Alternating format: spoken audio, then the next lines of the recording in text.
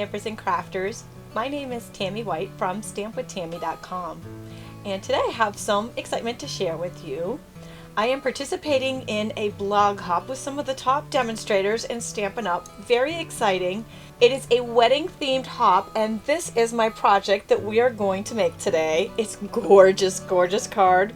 So this was my blog hop project, and the blog hop participants are all demonstrators who have earned the upcoming Mediterranean cruise, which is a dream cruise through some destinations that have been on my bucket list in Italy and France, and I'm so excited. I cannot wait for this trip. A few of us that are going on this trip got together and are participating in this blog hop. It's actually a global trip, so you will be cruising around the world with just a few clicks of your mouse to check out some beautiful wedding ideas. Today I'm going to show you how to make this beautiful card. It was created by Kim Wright, who is a Stampin' demonstrator and a friend in my group. It was perfect for this wedding blog hop, and you can download the free PDF for this card on my blog, as well as take the tour and check out the other blog hop designs simply by going to my blog at this URL or by clicking in the link in the YouTube description below.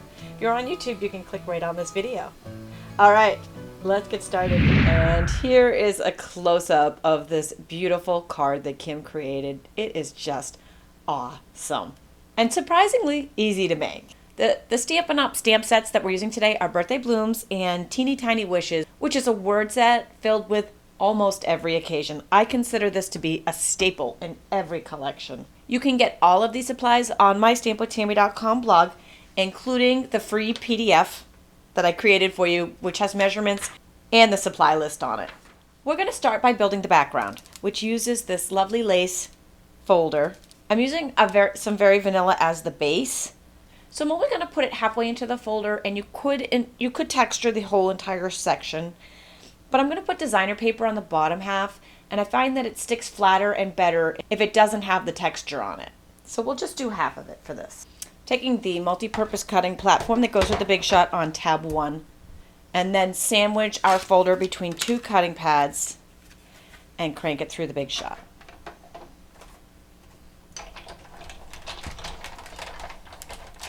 Isn't that awesome? And it's kind of neat to see only on half because it's so dramatic and so beautiful.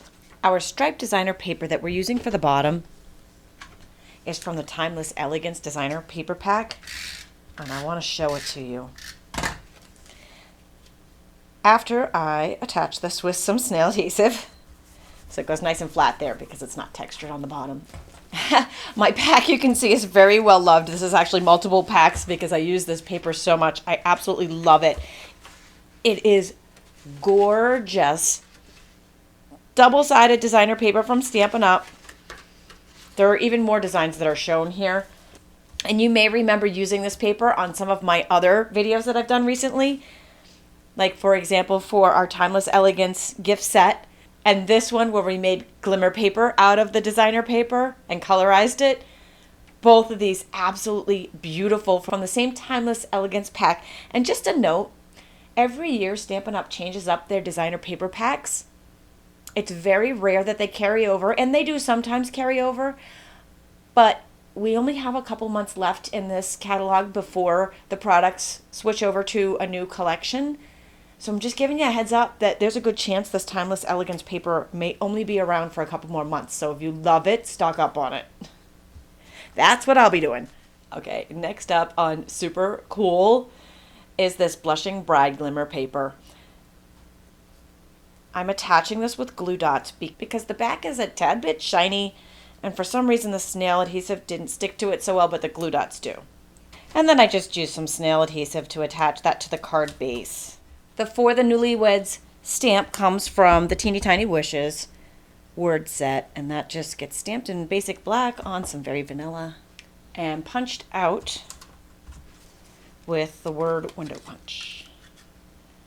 I was punch upside down so you can see exactly where you're punching. Now I've got a strip of black here, and this is the Stampin' Up banner punch. I'm actually just sliding it in the banner to create the tail. It's kind of a neat little effect there. You can make this any length you want by doing that, and I'm going to do that on both sides. Now I'm going to do mine slightly different than Kim did hers. I'm not going to add the Blush Blossom Glimmer Heart, which was made with the Itty Bitty Punch Pack. I'm going to leave the words plain on this. I like it both ways. You can decide when you see them both together. So I attached the Vanilla Basic Black and Blush Blossom panels together with snail adhesive and then attached it right to our card base. I haven't attached the vellum yet. We're going to do that piece in a second. The words go on with some Stampin' Dimensionals. Okay, next we've got some Versamark watermarking ink pad and our flower from the Birthday Blooms stamp set. We're going to stamp that right in the center of the vellum. And if I were smart, I would have used my embossing buddy ahead of time, and I didn't, so hopefully I don't have too much. Static, but this you would just rub over the vellum or the cardstock and then stamp, and that will keep the static down. So I'm probably going to end up showing you why that's important in a minute, but let's keep our fingers crossed. Here's some black embossing powder. Just pour it on and flick off any excess. Actually, it doesn't look like we did too bad this time with extra embossing powder, but often little flecks will stick around the edges, and that's why the embossing buddy comes in handy. And we've got our heat emboss tool here, and we're going to heat up our flour and melt this powder.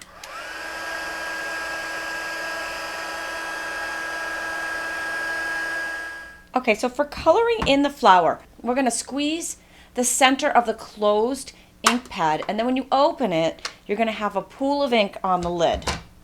And that's what we're going to use to color with. It's a great way to color in when you don't have a Stampin' Right marker in the right color too. But this particular one, just a very soft look. This is actually Cherry Cobbler, which is a little darker than the blush color that we're using on the rest of the card, so I'm going to do it fairly light.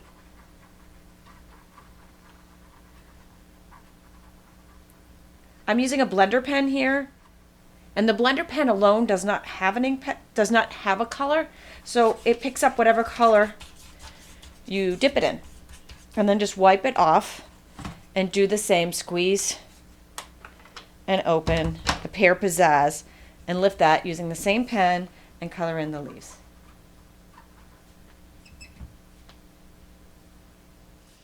Now, with the vellum, it does take a little bit longer to dry than normal. So we're going to give that a few minutes to dry, but through the magic of YouTube, I can have this dry in a nanosecond. Okay, once that's dry, we're taking this super flippin' awesome Wink of Stella brush. It is a Glimmer pen brush, and you just squeeze and just paint on the shimmery awesomeness. Wowza, right? So cool. We'll do that on both the flower and the leaves. And the stem one up. And when you're done, you have awesomeness. So very cool. And to attach this to our card base, we're going back to the mini glue dots. Just a heads up, adhesive does show through vellum, as does everything. It's very revealing. So you want to strategically place these glue dots where we're going to hide them. You can just barely see them there, but we have a secret weapon, and it's called sequins. To the rescue. Woohoo! Matching the glimmer paper and the cardstock that we're using. So these, I mean, you can string them out and they look awesome, but today we're actually going to just take them off the string and use them individually. So just go ahead and peel off 4 of those, and they are the perfect size for the mini glue dots. So you can actually just stick them right to the dots and then just peel them and stick them down right over the glue dots underneath. And our card is beautiful and it's complete. And here is Kim's original with the heart. So here's with the heart and without. Just a really cool technique, gorgeous card. Either way you do it up, have fun with it. Be sure to visit my blog for the rest of the wedding ideas in this blog hop, for my free downloadable PDF, and be sure to sign up for my weekly newsletter where I send out free card tutorials every Tuesday exclusive to subscribers, and for my hundreds more videos over there too. Thanks for joining me today.